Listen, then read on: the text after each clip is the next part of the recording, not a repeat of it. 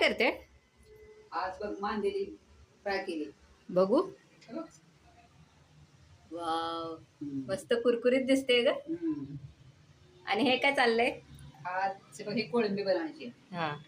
कोळंबी आता आपण तर मंडळी, कोळंबी मसाला तयार करण्यासाठी मॅरिनेट करून घेतलं कोळंबी, हळद आणि लिंबू मीठ टाकून. साहित्य घेतलं हे प्लेटीमध्ये आहे ते. कांदा आधी भाजायला टाकला, तो चांगला तेलावरती भाजून घेऊया. तोपर्यंत अद्रक, लसूण, कोथिंबीर आणि टोमॅटो ह्याचं वाटण करून घेऊया. आता आपलं वाटण तयार झालं आहे, ते आपण एक पळी चमच्यामध्ये चांगलं भाजून घेऊया. हे झाल्यानंतर जो कांदा आपण भाजलेला तोही वाटण करून घेऊया आणि कांद्याचं वाटण तेही याच्या ह्या अद्रक, कोथिंबीर, खोबऱ्याच्या वाटणामध्ये भाजून घेऊया.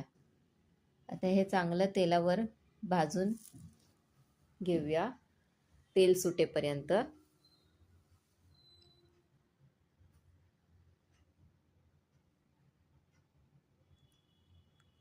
आता हे चांगलं भाजलं जात आहे. याच्यानंतर आपल्याला ह्याच्यामध्ये ॲड करायचा आहे मसाला. 1 टेबलस्पून मी गरम मसाला टाकला आहे आणि 1 टेबलस्पून काळा मसाला, त्याला घाटी मसालाही म्हणतात आमच्या इथे. हे तुम्ही तुमच्या चवीप्रमाणे घेऊ शकता. हेही आपण या वाटणामध्ये चांगलं भाजून घेऊया आणि मसाला आपला शिजवून घेऊया, एकजीव करून घेऊया. आणि त्याला आपला मसाला एकदा भाजून झाला की मग त्याच्यामध्ये आपण टाकूया मॅरिनेट केलेली कोळंबी. याचा डिटेल व्हिडिओ मी आपल्या यूट्यूब चॅनलवर शेअर केलेला आहे, तर चॅनलला सबस्क्राईब करा आणि तो डिटेल व्हिडिओ जरूर बघा.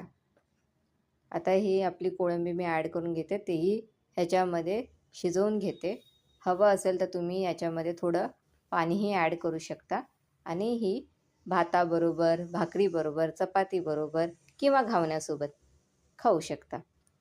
मी ह्याला घावण्यांसोबत खाणार आहे. तुम्ही ही रेसिपी नक्की ट्राय करा. Okay, thank you.